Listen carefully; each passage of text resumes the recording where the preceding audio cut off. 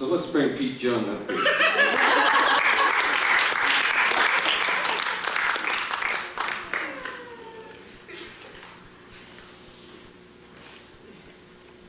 What's up, Ryan? Doing all right? Just look at him over there, you know? I mean, what woman wouldn't want to jump on that cock of his? Or I should say, what woman hasn't?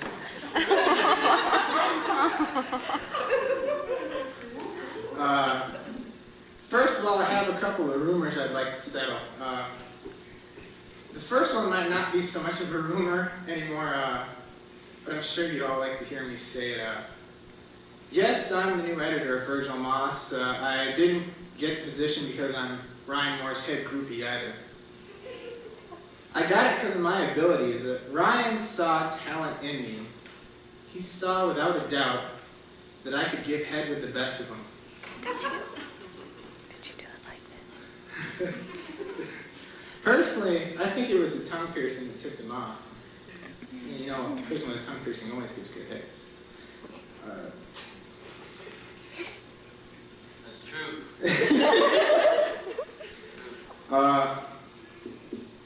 But the second rumor, probably only a few of you have heard about. I'm saying a lot, I'm sorry. Just losing my slice. It's a kind of a bad rumor, and I'm sorry to kind of circulate around, but I'm not going to quit drinking. You know, the horrible lie that I'm going to go to AA is there's no truth to it at all. You know, because rehab is for quitters, goddammit, ain't that right? Yeah, there you go. I mean, it's not like my mom has tried to bring me to rehab or anything. And then there's that rumor, like if you drink alone, it's a bad thing. I mean, what the fuck? I mean, you're never alone. You're always with the Lord, right? And the Lord's always up to drink. I mean, those people out there who say the Lord doesn't like to drink, I mean, what type of guy who hates drinking would give his own son the power to turn water into wine, huh?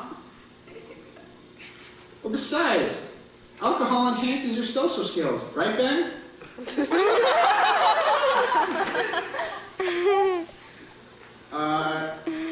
And then if you get too drunk and you end up doing something dumb like burning a pizza or two, you could say you pulled a Ryan Moore. But if you get too drunk and end up in jail, well, you could say you pulled a Peter Jung. And that brings me to my last rumor. I was just recently released on bail from the Lyon County Jail. On Monday, my parents came and they released me on jail and then beat the living shit out of me in the parking lot. And Ryan was there watching just to make sure they didn't kill me or anything. And this only proves the point that Joe Wenderoth's incoherent rambling sometimes makes sense, you know? I am a danger to Marshall, but they know it. At this rate, I think in 10 years I'll probably be in a jail about as many times as Lupe has. At least Lupe is living proof that you can go to jail a bunch of times and still get a good job. But still, you know, me and Ryan have been good friends for about probably 2 years now or so, and you know, it's never really been boring around him, at least not that I can remember. I've never really met someone that I can actually say is a bigger womanizer than I was. It's not like I can talk to Mark about my woman conquests. But seriously though, man, I mean, especially this last week, I mean, you've really done more than enough for me, man. I mean, if it wasn't for you, I'd probably still be in Lyon County lockup right now, you know. And to kind of show appreciation for you putting up with this roast and just overall appreciation for putting up with me, I had my dad make you this shirt, and I also had a bunch of people sign it, and if anyone else wants to sign it, they can come up. And it says, "The Roast of Ryan Moore." It's Virgil Moss on front, so you can see it. Say, man.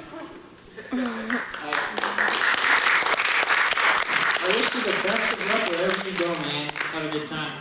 Thank you.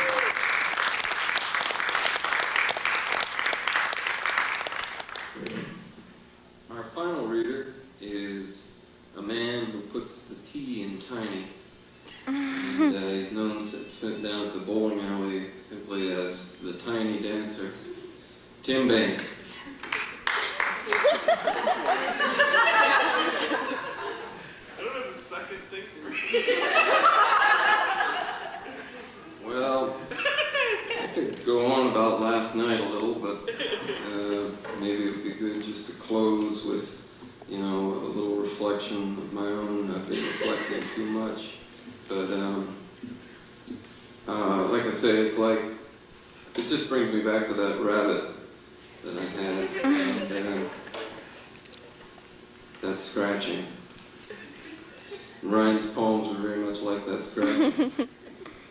It's just saying, I'm here in the dark, you know, just scratching. I mean, the poems didn't say, I'm here in the dark, scratching, usually. But that's what they, you know, it's kind of like a metaphor, I guess, is what it is. And then just one day you wake up, or one night you go to sleep, and there's no scratching. You know, that's what we're going to have here. In the spring, we'll show back up, and it's just no scratching. No, it's just silent, dead. So, thanks for coming. Oh, does he? Yes. Okay. All right. But after that, we're going to go over to the Gambler, if anybody wants to go over to the Gambler, a little karaoke.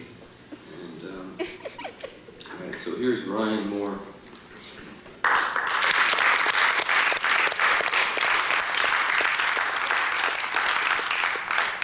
I'm much like a Bicey reading this one a lot longer than anybody would expect. So I'm going to take a little pee break for 2 minutes, and then I'll come back. Amen to that.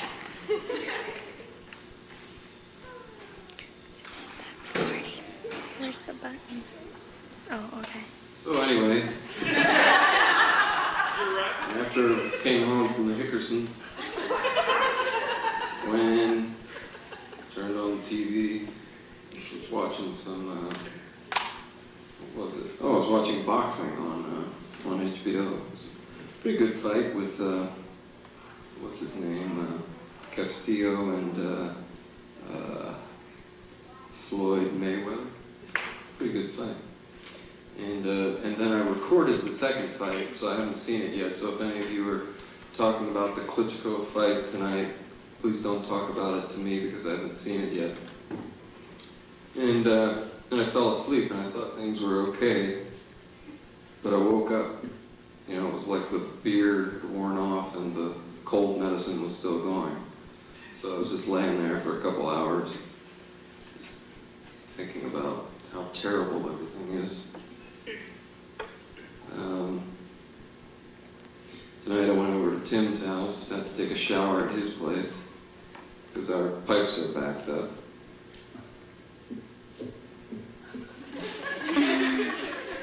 He didn't have any clean towels.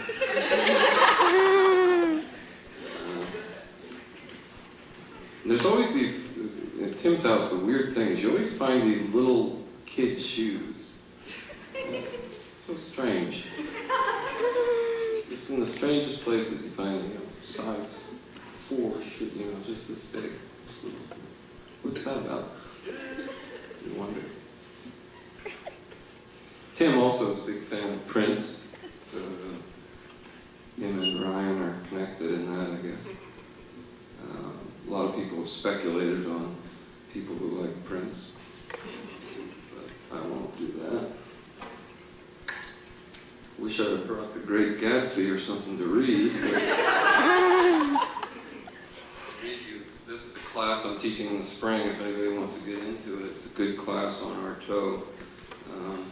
We're going to do like live theater in the class. You could either do a paper or do a little sort of live theater where you shout and run around and kick things. It'll be good.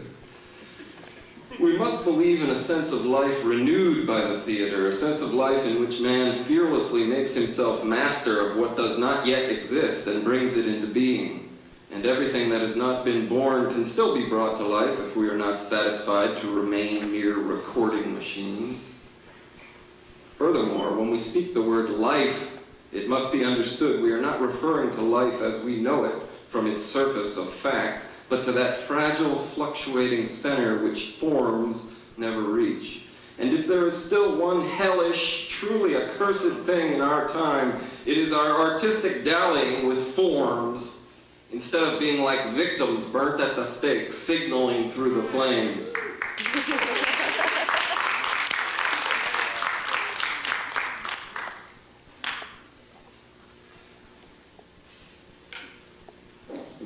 Never heard Mark be so quiet through an evening.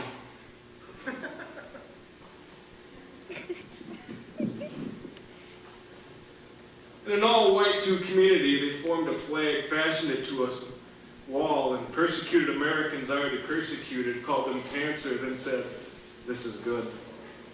In an all-white Jew community, a man is paid to direct sports and asks questions like, why would anyone want to play basketball for a woman that likes women? They play his comments on rhetoric radio, and they say, "This is good." In an all-white Jew community, they pay educators, protect educators, to fire phrases that students are creating non-literature. Ruralistic educators try to censor that which is not at all too white enough. They cover eyes, threaten action against rights, hold back generous funding for their arts. He drops dollars and the school bends over, picks it up, and they say, "This is good." In an all-too-white community, whenever a person not white enough walks down a street, the police are called, responds, reports are filed, deemed suspicious incident on the 400th block of Main Street, and then they say, "This is good." In an all-too-white community, people gather, rally, say they will help in the fight against cancers. Shots are heard, and none are left to even hold their all-too-white flag. Yet they still say, "This is good." In an all-too-white community, poor rural conservatives elect rich metropolitanistic conservatives that represent money. They have no time for corn prices, hogs, futures. Especially have no time for soil runoff, contamination of rivers, livelihood of animals such as turkey farms, hogs, cattle, etc. They definitely have no time to address other animalistic behaviors such as domestic abuse, non-paying parties of post-child, premarital affairs. They take office, remove rights, list names, cover tracts made of paper, and we say, "This is good." In an all-too-white community, there are those that say they will be cleaning up my mess long after I am gone, short after I am dead. The problems were here before. Messes will be made after. And holding hands, persecuting, being persecuted, sitting around singing Kumbaya, this is good. On a lighter note, Ben, talking to a woman, once said, excuse me, let me back that up. She said, "Who would want to rape me?" And Ben said, "Come on, there's a lot of perverts out there." And this is Ben's way of paying respect.